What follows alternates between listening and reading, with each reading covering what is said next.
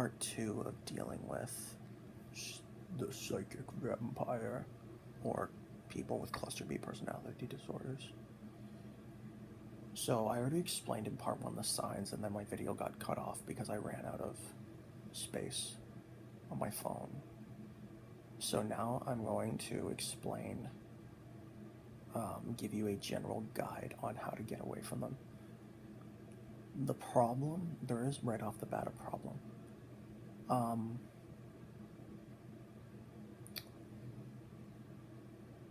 This method might be a little bit more complicated if you're in a situation where you're living with them. So if you're romantically involved with them, or your roommates, living under the same roof, whatever. So there is that flaw with my quote solution, and I guess it's not really a solution because it can't apply to all situations.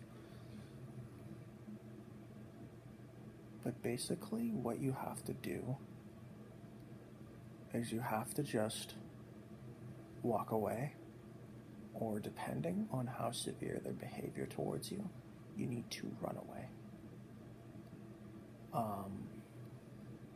Walking away could be just kind of distancing yourself from them.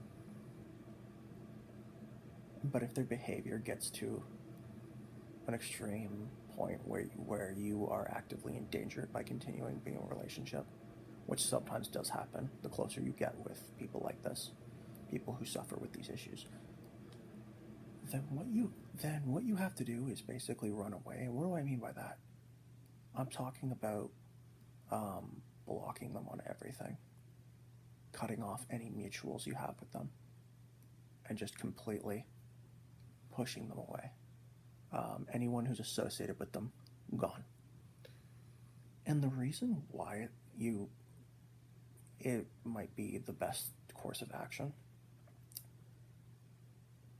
is if you just cut them off and keep their mutuals around, they'll try to turn the mutuals against you.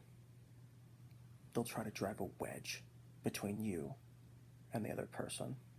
They'll try to manufacture conflict, or they'll use that person as what's known as a flying monkey in order to try to hoover you back in to deal with their bullshit. And it's very important. And again, that's called a flying monkey.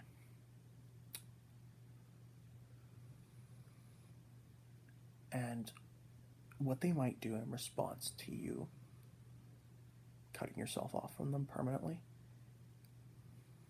not always, but sometimes they'll start a smear campaign. And the best response to the smear campaign is no response.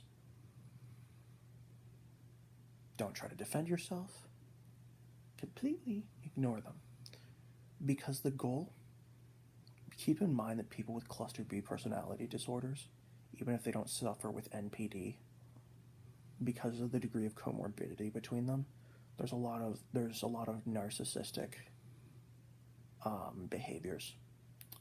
And a lot of narcissistic behaviors is basically done to get a reaction out of you. So the purpose of reputation destruction, Machiavellian sabotage, we'll call it that.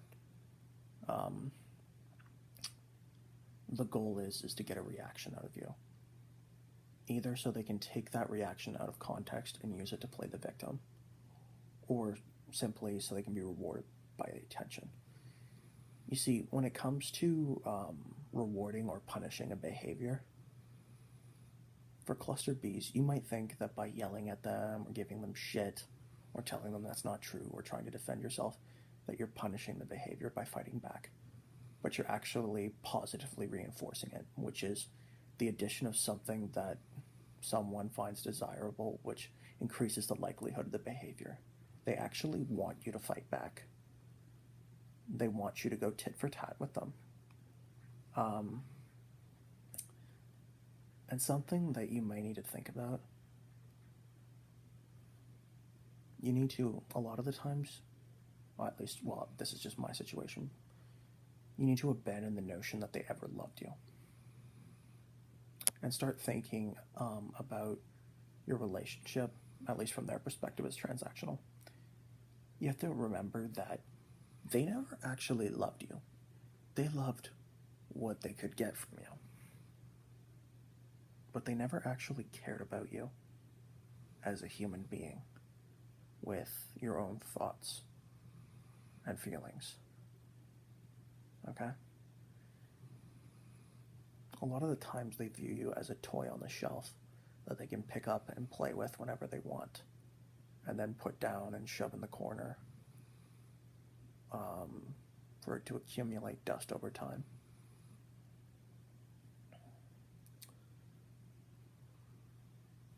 So when it appears, you might hear from a third party that they're upset that you are no longer in contact with them or anything else.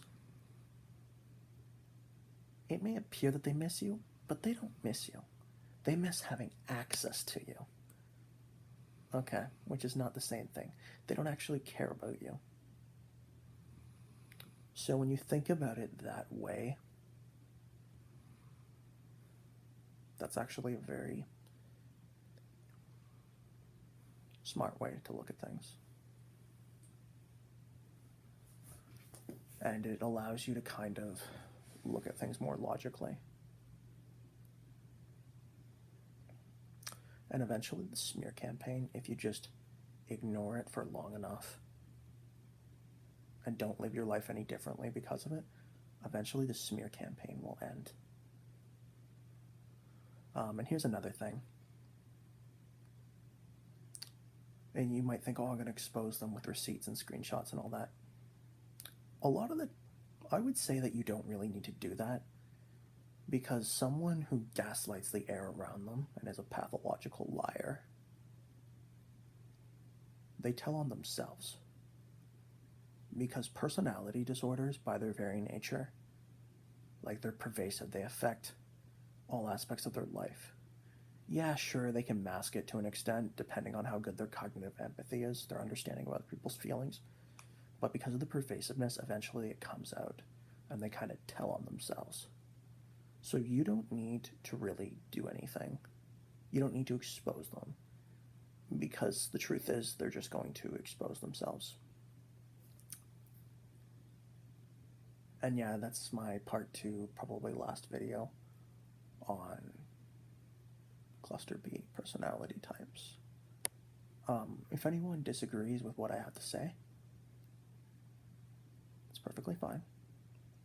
If you want to voice disagreement in the comments, I may make a video on the cluster B personality disorder stigma paradox, talking about the dual aspect of stigma towards people with these issues and how it can be, in some aspects, helpful but also harmful depending on the way you do it. Thanks for watching.